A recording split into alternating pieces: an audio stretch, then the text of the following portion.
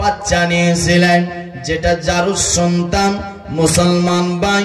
এই বাচ্চাটাকে তো নিয়েছে, আবার বাচ্চাটাকে দুনিয়ার বুকে জন্ম দিয়েছে।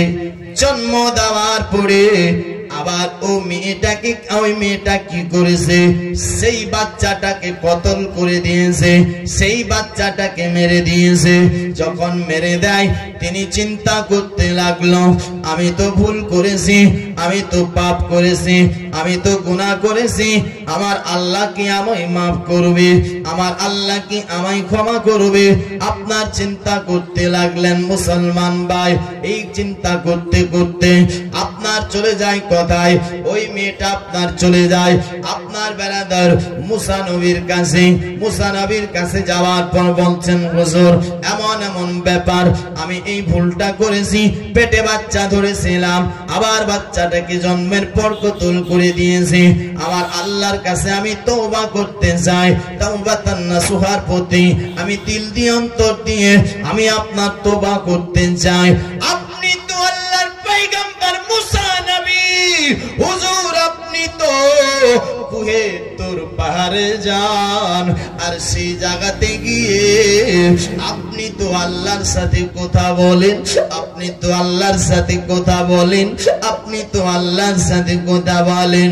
হুজুর আপনি আমার জন্য এই একটু নসিহত, আপনি আমার এই খবরটা আল্লাহকে বলবেন, আমার আল্লাহর কাছে আমার জন্য একটু সুপারিশ করবেন, আমার আল্লাহ যেন আমায় মাফ করে দেয়, আমার আল্লাহ যেন আমায় ক্ষমা করে দেয়।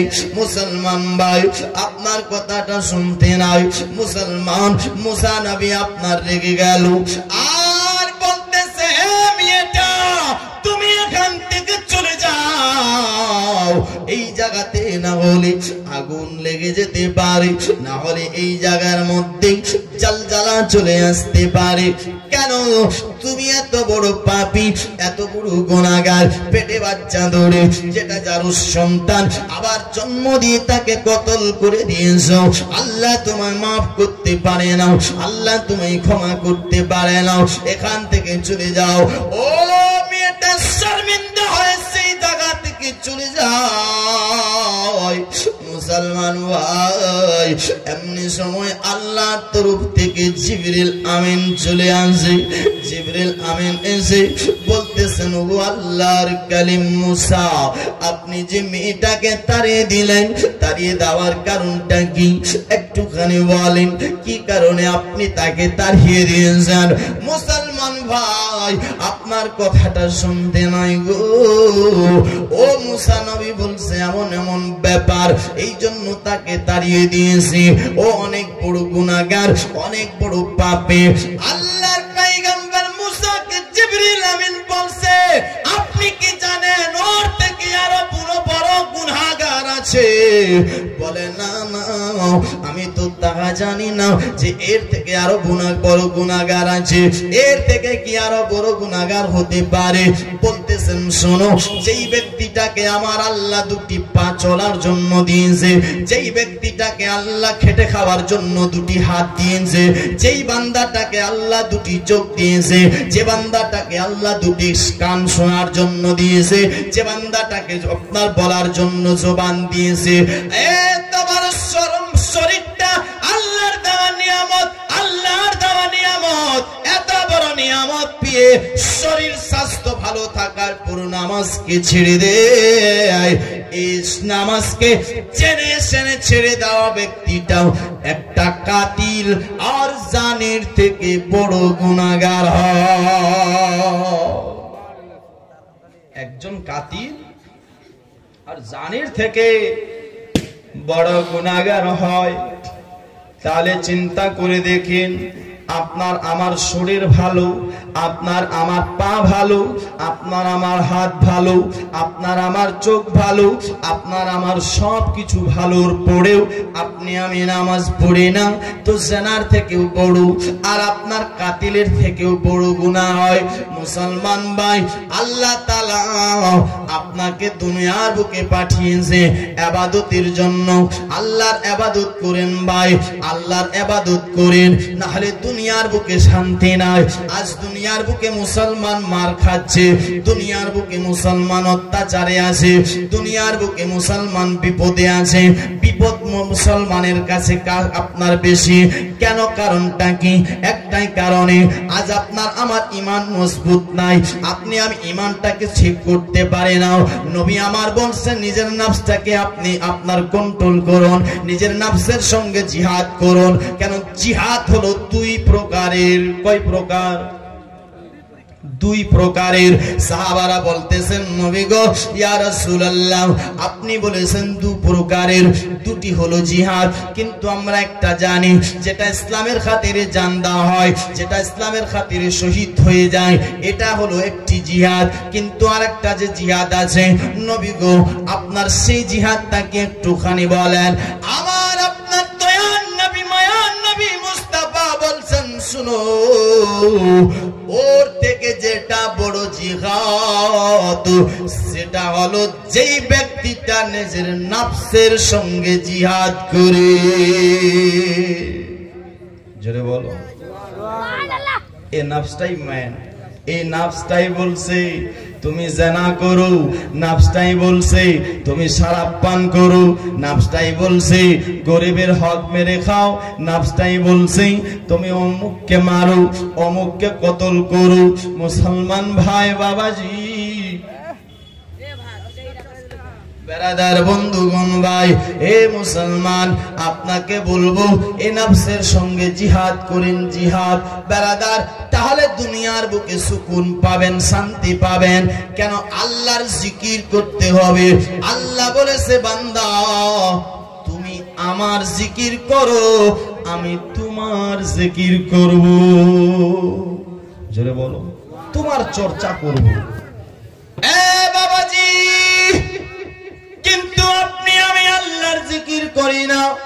আজ আপনার কাছে টাকা আছে, পয়সা আছে, ঘর আছে, বাড়ি আছে, বিল্ডিং আছে, দালান আছে, সবকিছু থাকার পরেও আপনার কাছে সুকুন নাই, আপনার কাছে শান্তি নাই, আপনি শান্তি পান না। সুকুনের জন্য বাজার যাচ্ছেন, দামি চা খাচ্ছেন, দামি মিষ্টি খাচ্ছেন, বাজার গেলেন, তারপরও সুকুন নাই। আপনি শিলিগুড়ি চলে গেলেন, দার্জিলিং চলে গেলেন, দিল্লি পাঞ্জাব গেলেন, দেশ থেকে বিদেশ গেলেন। কেন গেলেন?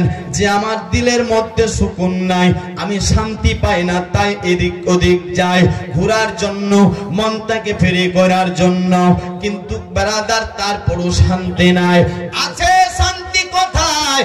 মুসলমান ভাই, আপনি চলে আসেন ইমাম সাহেবের কাছে, ইমাম সাহেবকে জিজ্ঞেস করেন হুজুর শান্তি কোন জায়গায় পাই না, দেশ বিদেশ সব জায়গায় ঘুরলাম, শান্তি নাই, হুজুর শান্তি পাবো তো পাবো কোথায় একটুখানি বলেন।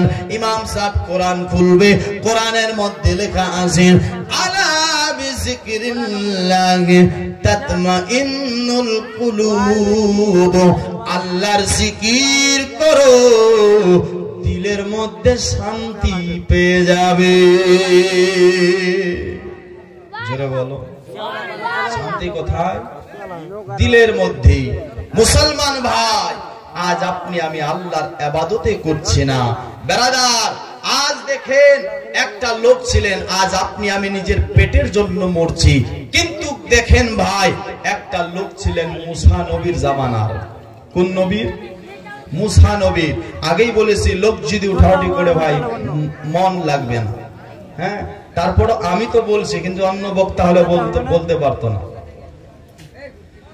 মুসা নবী জামানায় একটা লোক ছিলেন, যেই লোকটা খেতে পায় না, যার বাড়ি পর্যন্ত নাই, ঘর নাই, থাকবে যে কোথায় নাই। বেরাদার, একটা পাহাড়ের গুহায় আপনার তিনি থাকতেন। কোথায় থাকতেন? পাহাড়ের গুহায়। আর পড়বে যে তার কাপড়ও নাই, স্বামী স্ত্রী আছে, একটাই শুধু কাপড়। কয়টা? একটা কাপড়। বেরাদার বন্ধুগণ ভাই, কিন্তু হয়েছেন কি দেখেন, এবার আল্লাহর তরফ থেকে তার কাছে খাবার আসে, তবে আজকে খাবে, 2 দিন ও খাবে না, 2 দিন কোনো খাবার রিজিক আসবে না, আর 2 দিন পর আবার তার কাছে আল্লাহর তরফ থেকে রিজিক আসবে, কিন্তু সেটাও পেট ভরে পাবে না। আচ্ছা, একটা লোক যদি একদিন সারাদিন না খায়, তো যখন খাবার পাবে তোর মনটা চাইবে না যে পেট ভরে খায়? চাইবে কিনা? এই লোকটা দুদিন পর খাবার পায় কিন্তু পেট ভরে পায় না, তো এরও মনটা চাচ্ছে যে আমিও যেন পেট ভরে খেতে পারি। একদিন রাস্তা দিয়ে আল্লাহর পয়গম্বর নবী মুসা যেন হেঁটে যায়। মুসাকে ডেকে বলছে, হুজুর এমন এমন ব্যাপার, হুজুর আমি 2 দিন ধরে খেতে পাই না, 2 দিন পর পাই, তবে সেটা পেট ভরে পাই না। হুজুর গো, আপনি কি পারবেন আমার জন্য আল্লাহর কাছে একটু সুপারিশ করতে? আমার আল্লাহ যেন আমাকে পেট ভরে খেতে দেয়। জোরে বলো, আমার আল্লাহ যেন আমায় পেট ভরে খেতে দেয়। হুজুর আপনি কি পারবেন? বাবাজি, বন্ধুগণ, ভাই, হযরত নবী মুসা বলছেন, ঠিক আছে আমি বলবো। তাই নবী মুসা চলে গেল। যাবার পর কথাবার্তা বলছিল, বলার পরে বলতেছিলেন কি জানেন? এই রব্বুল আলামিন, পাক পরওয়ারদিগার, তোমার বান্দা আসার সময় এই কথা বলেছে, তবে এই মুসা নবীকে লোকটা আবার একটি কথা বলেছিল, ওগো আল্লাহর পয়গম্বর মুসা, আল্লাহ যদি আমায় পেট ভরে খেতে না দেয়, আমার জিন্দেগিতে যত রিজিক আমার নামে লেখা আছে সব রিজিক গুলো যেন আল্লাহ তাআলা একবারে দিয়ে দেয়। জোরে বলো, একবারে যেন দিয়ে দেয়। তো মুসা নবী গেলেন, আল্লাহকে বললেন, আল্লাহ এরকম এরকম ব্যাপার, তোমার বান্দাটাই কথা বলেছি। তো আমার আল্লাহ বলছে, মুসা শোনো, আমি তাকে এই জন্য এভাবে খাবার পৌঁছাই যে তার জিন্দেগিটা অনেক লম্বা লেখানো হয়েছে, অনেক দিন বাঁচবে, আর এই সিস্টেমে আমি আপনার তাকে আমি খাবার দিই যে ও যেন ও আমার ইবাদত করে ও নিজেও বেঁচে যায়, আমি আল্লাহরও ইবাদত হয়ে যায়। জোরে বলুন সুবহানাল্লাহ। এই জন্য আমি এরকম সিস্টেম করে পাঠাই। তবে মুসা নবী বলছে, আল্লাহ আমি খুশি হলাম, কিন্তু তোমার বান্দা আরেকটা কথা বলেছে। কথাটা কি? যেন আপনার সমস্ত খাবারগুলো একসাথে দিয়ে দেয়। জোরে বলো, সমস্ত খাবারগুলো যেন, যদি আমার আল্লাহ প্রত্যেকদিন পেট ভরে না দেয় তো জিন্দেগির সমস্ত খাবার দিয়ে দিবে, তারপর আমি বুঝবো খাবো না রাখবো। আল্লাহ এটার ব্যাপারে আপনি কি বলছেন? তো নবী মুসা বলতেছে, এই কথা যখন নবী মুসাকে বললেন, আল্লাহ বলছে, মুসা রে, যদি অন্য কেউ বলতো তাহলে আমি ইনকার করে দিতাম, যেহেতু তুমি আমার পয়গম্বর, আমার বন্ধু, তাই শুনো আমি ওয়াদা করলাম কাল সকাল বেলায় তার বাড়িতে জিন্দেগির সমস্ত খাবার পৌঁছে যাবে। জোরে বলো। কিন্তু বাকি জিন্দেগিটা কেমন করে কাটবে সেটা ওর ব্যাপার, ওর ব্যাপার। দোস্ত বন্ধুগণ ভাই, কথাটা শুনতে নাই, মুসা নবী সেখান থেকে চলে যায়। রাত কেটে গেল, পাহাড়ের গুহায় স্বামী স্ত্রী ইবাদত করছিল। ইবাদত করার পরে আপনার পাহাড়ের গুহা থেকে লোকটা আপনার বার হয়েছে। দেখতেছেন কি? আপনার যেন দুটা নুরানি চেহারাওয়ালা এক ট্রাক মালপত্র তার বাড়ির সামনে রেখে চলে গেছে। জোরে বলো। লোকটা ইমানদার ছিল, মুসলমান ভাই। লোকটা আপনার সেখান থেকে ডাইরেক্ট চলে যায় নবী মুসার কাছে। হুজুর এমন এমন ব্যাপার, দুটি আপনার সৌন্দর্য নুরানি চেহারাওয়ালা লোক আমার বাড়িতে খাবার রেখে চলে গেছে, তবে লোকটাকে আমি জানি না, চিনি না। এই লোকগুলো কে ছিল? বলেছেন শোনো, ওই লোক অন্য কেউ ছিল না, আল্লাহর দুইজন নুরানি ফেরেশতা ছিল। জোরে বলুন সুবহানাল্লাহ। আর যে খাবার দিয়েছে ও খাবার অন্য কারো ছিল না, ও খাবারগুলো তোমার জিন্দেগির রিজিক আল্লাহ একসাথে পাঠিয়ে দিয়েছে। একসাথে জিন্দেগির রিজিক গুলো তোমার কাছে পাঠিয়ে দিয়েছে। নবী মুসা বলছে, ভাই শোনো, তবে তুমি খাবার খাবে না রাখবে তোমার ব্যাপার, আল্লাহর তরফ থেকে আর কোনোদিন তোমার কাছে রিজিক আসবে না। দোস্ত বন্ধুগণ, আল্লাহ বলে দিয়েছে। তো লোকটা খুশি হয়ে গেছে আর বলছে, হুজুর আপনি আমার বাড়ির দাওয়াত কবুল করেন। জোরে বলো। আপনাকে যদি বলা হয় 1 বস্তা চাল 1 বছর নিয়ে যেতে হবে, ইমাম সাহেবকে আর দাওয়াত করবেন? হ্যাঁ, কেন? নিজেকেই খেতে হবে। যদি ইমাম সাহেবকে খাইয়ে দিত, আমি কি খাবো? মেহমান যদি আসে আপনি বিরক্ত হয়ে যাবেন। ওই লোকটা কি করলেন? মুসা নবীকে দাওয়াত করলো। এলাকাতে যত বাবরচি ছিল সমস্ত বাবরচিও দাওয়াত করেছে। আর করার পরে যত আপনার খাবার ছিল সব খাবার একই দিনে রান্না করেছে। জোরে বলুন সুবহানাল্লাহ। আর করার পরে এলাকাতে যত গরিব মিসকিন ছিল আপনার সবাইকে দাওয়াত করেছে। সবাই যেন খাবার জন্য রেডি হয়েছে। মুসা নবী এসেছে, আসার পর দেখতেছে কি জানো, যে আপনার জিন্দেগির যত খাবার ছিল সমস্ত জিন্দেগির খাবার রান্না করে নিয়েছে। আর এই খাবারগুলো খাবার জন্য আপনার অনেক লোক হাজার হাজার আপনার উপস্থিত হয়ে গেছে। মুসা নবী চিন্তা করছে এই লোকটা বাকি জিন্দেগিটা কেমন করে কাটবে। যদি একসাথে এসে আপনার খাবারগুলো শেষ হয়ে যায়, এই লোকটা বাকি জিন্দেগিটা কেমন করে কাটবে, এই চিন্তা করছেন। মুসলমান ভাই বলেন তো, আপনার আমার চিন্তা হবে কি হবে না? বেরাদার সব খাবার খেয়ে নিল, নেওয়ার পর হয়েছেন কি, আবার মুসা নবীও খেলেন। মুসা নবী কিছু বললেন না। যত খাবার বেঁচে ছিল 2 স্বামী স্ত্রী খেয়ে আল্লাহর ইবাদত করতে লাগলো। জোরে বলো। বাকি জিন্দেগিটা কেমন করে কাটলো বলবো? শুনবেন? কে কে শুনবেন হাত তোলেন তো। সবাই শুনবেন? আচ্ছা, একটা 1100 টাকা দিতে পারবে? এত বড় মাজমাতে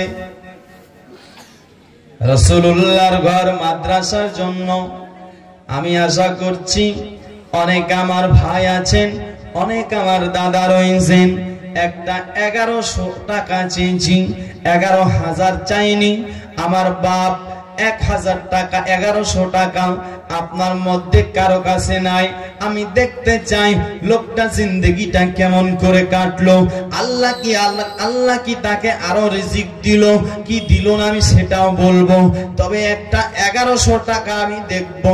এত বড় মাজমাতে আশা করছি নবীর আশিক অনেক আছে, মায়ের প্রেমিক অনেক আছে, মায়ের দিবানা মায়ের মাস্তানা অনেক আছে। আর ওইদিকে কিন্তু লক্ষ্মীর ভান্ডার অনেক আছে নাকি? ওদিকে আমার মায়েরা লক্ষ্মীর ভান্ডার আপনার পায়। মাকে বলবো, মা লক্ষ্মীর ভান্ডার পুরা দিতে হবে না, পারবেন একটা 500 টাকা কেউ দিতে? রাসূলুল্লাহর ঘর মাদ্রাসাতে কি নাম? নারে তাকবীর, নারে রিসালাত। ভাইজান আমার দেখেন, আপনার মেহবুব আলম আপনার 1100 টাকা দিয়েছেন। আল্লাহ নার দানকে কবুল করো, আল্লাহ নার মনের আশা পূর্ণ করো, জিন্দেগির বালা মুসিবতকে দূর করো। দানকারীর মাতা পিতাকে আল্লাহ সুখে রাখো কবরে।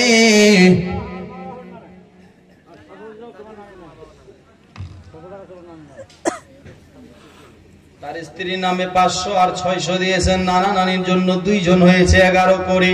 বেলাদার বন্ধুগণ ভাই, আশা করছি আরেকটা নাই, আরেকটা যদি হয়ে যায় আমি একটুখানি আপনার এগিয়ে যেতে চাই। 1100 চেয়েছি ভাই, বেশি আপনার কাছে চাইনি। যদি কেউ বেশি দেওয়ার মতন আছেন তো দিবেন। সুবহানাল্লাহ।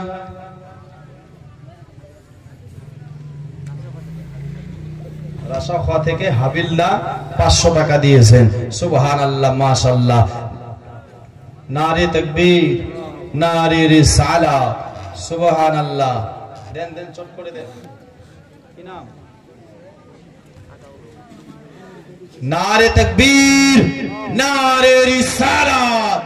আতাউর রহমান চাচা আমার 3 নম্বরে 1100 টাকা দিয়েছেন।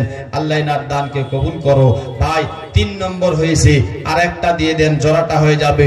তারপর আমি বক্তব্যকে এগিয়ে নিয়ে যাব।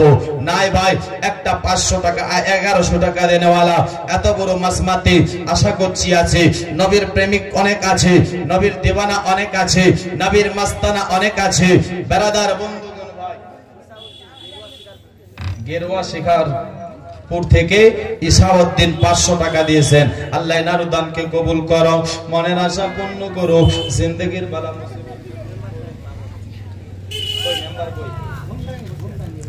বর্তমানকার রানিং মেম্বার কে আছে? নাই। আল্লাহ সুবহানাল্লাহ, উনি 500 টাকা দিয়েছেন। আল্লাহ ওনার দানকে কবুল করো, মনের আশা পূর্ণ করো, জিন্দেগির বালা মুসিবতকে দূর করো। এ ভাই, আমি 1100 টাকা চেয়েছি, যদি ওটা বেশি হয় পারবেন একটা করে 500 টাকা দিতে। বেরাদার 500 টাকা অনেক নয়। মা খালা আপনাকেও বলেছি, মা বাপের নামে জুনেদ আলম ভাই আমার 500 দিয়েছেন। আল্লাহ দানকারীর মাতা পিতাকে সুবহানাল্লাহ। দেখেন আমার চাচা আপনার দিয়েছেন 500 টাকা। আল্লাহ এনার দানকে কি নাম? মোহাম্মদ আলিমউদ্দিন। আল্লাহ এনার দানকে কবুল করো, মনের আশা পূর্ণ করো, জিন্দেগির বালা মুসিবতকে দূর করো। দে দে পাল তুলে দে, দে দে পাল তুলে দে, মাঝি হালা করিস না। ছেড়ে দে নৌকা আমি যাব মদিনা, ছেড়ে দে নৌকা আমি যাব মদিনা। আমি সাদুর আলী ভাই আমার ঘাগড়া থেকে দেখেন 500 টাকা দিয়েছে। সুবহানাল্লাহ, আল্লাহ এনার দানকে কবুল করো, মনের আশা পূর্ণ করো, জিন্দেগির বালা মুসিবতকে দূর করো। আল্লাহ দানকারীর মাতা পিতাকে সুখে রাখো। ভাই শাশুড়ির নামে আপনার দিয়েছেন 500 টাকা। আল্লাহ এনার দানকে কবুল করো। ভাই আর নাই একটা 500 টাকা দেওয়ার মতো, এত বড় মাঝমাতে আশা করছি আসে।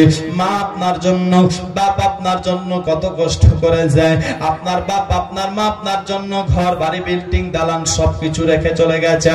আপনার জন্য জমি জায়গা কিনে রেখেছে, আপনার জন্য থাকার জন্য সুন্দর করে ঘর বানিয়ে দিয়ে গেছে।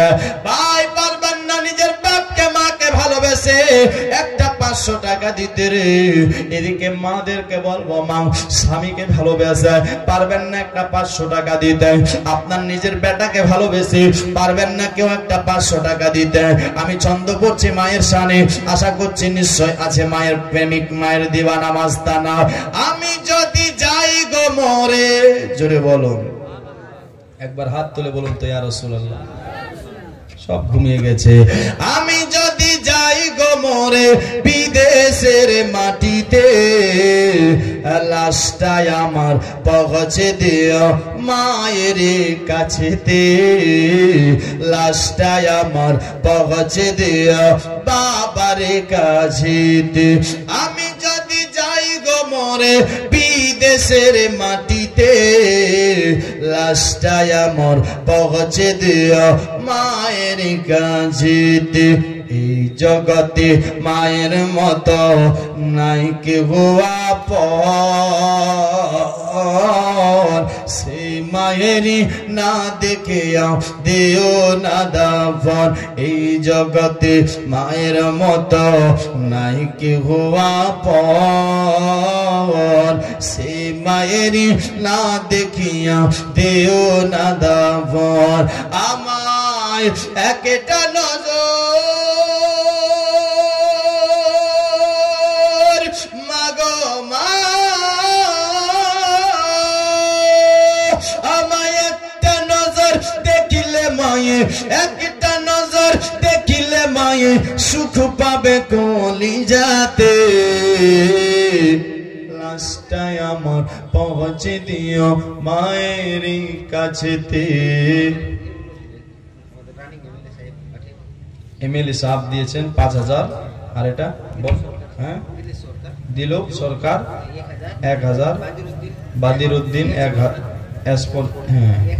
1000, সিরাজউদ্দিন 1000, মেম্বার আরিফ হোসেন 1000, নাইম আক্তার 500, নাজির হোসেন 400, রাকিবুল হক 500, টোটালে 10,400 টাকা এসেছেন। আল্লাহ যেন ইনাদের দানকে কবুল করে, সকলে বলি আমিন সুম্মা আমিন। ভাই বন্ধুগণ, আপনার কাছে নাই ভাই একটা 500 টাকার কেউ দিতে পারবেন না। মা খালাদেরকে ওদিকে বলবো মা একটা 500 যদি না হয় পারবেন মা, আমি আশা করছি সবাই পারবেন। হে মা খালা একটা কোরআন, যে কোরআনের একটি আয়াত একদিকে, আপনার 7 আসমান 7 জমিন যদি একদিকে, তার ভারকে, তার ওজনকে তোলা যাবে না, তুলতে পারবে না। মা খালা পারবেন এক পারা কোরআন শরীফের হাদিয়া, এক পারা কোরআন শরীফের হাদিয়া 100 টাকা দিতে। মা, তোমার বেটার নামে, তোমার বেটির নামে, তোমার শ্বশুর শাশুড়ির নামে, তোমার আওলাদের নামে, তোমার স্বামীর নামে, আপনাকেও বলবো ভাই, না একটা 100 টাকা দেনেওয়ালা একটা পারা কোরআন শরীফের হাদিয়া আশা করছি সবাই আছে, সবাই দেবে। মুসলমান ভাই, অনেক টাকা আপনায় আমি খরচা করে ফেলি। মুসলমান, আপনি আমি বাজারে যাব, 100 টাকার দোষ বন্ধুর সঙ্গে আড্ডা নিতে নিতে চা খেয়ে ফেলবো। বেরাদার, তেল আপনার বাজারে গেলে আপনার 100 টাকার পেট্রোল ফুরিয়ে দিব, পারবেন না।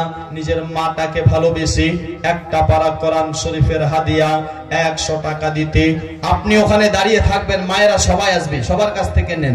সুবহানাল্লাহ। বেরাদার বন্ধুগণ ভাই, আপনার কাছেও আমি একটা জসমিন নাম, নারে তাকবীর, নারে রিসালাত। দেখেন জসমিন নাম মা আমার, আপনার 1000 টাকা দিয়েছে। সুবহানাল্লাহ। এই যে দেখেন আমার চাচা 100 টাকা দিয়েছে মা বাপের নামে, আর 1 বস্তা সিমেন্ট। আল্লাহ এনার দানকে কবুল করো, সিমেন্টটা লিখে নেবেন। আল্লাহ দানকারীর মাতা পিতাকে আল্লাহ সুখে রাখো, কবরে নূরের টুপি পড়াইয়া উঠাবে রোজ হাশরে। সুবহানাল্লাহ। আমার মা খালাকে বলবো, মা সবাই দিবেন মা। সুবহানাল্লাহ।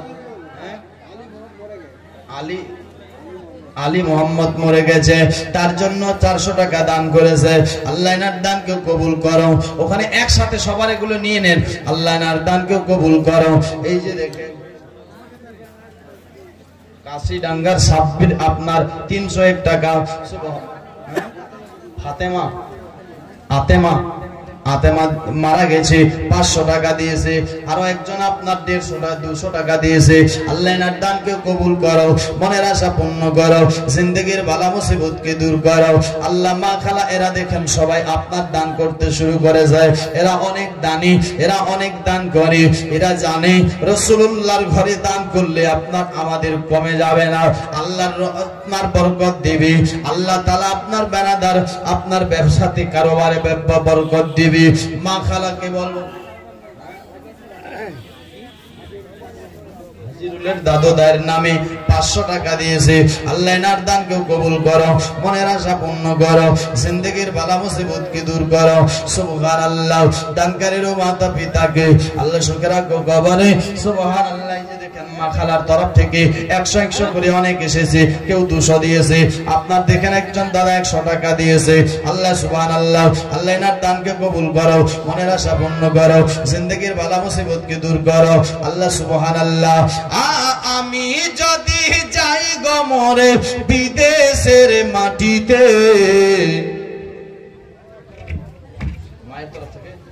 মায়ের তরফ থেকে দেখেন অনেক এসেছে। আল্লাহ এনার দানকেও কবুল করো। সুবহানাল্লাহ। জুনেদ আলম নিজের শাশুড়ির জন্য 200 টাকা দান করেছি। সুবহানাল্লাহ।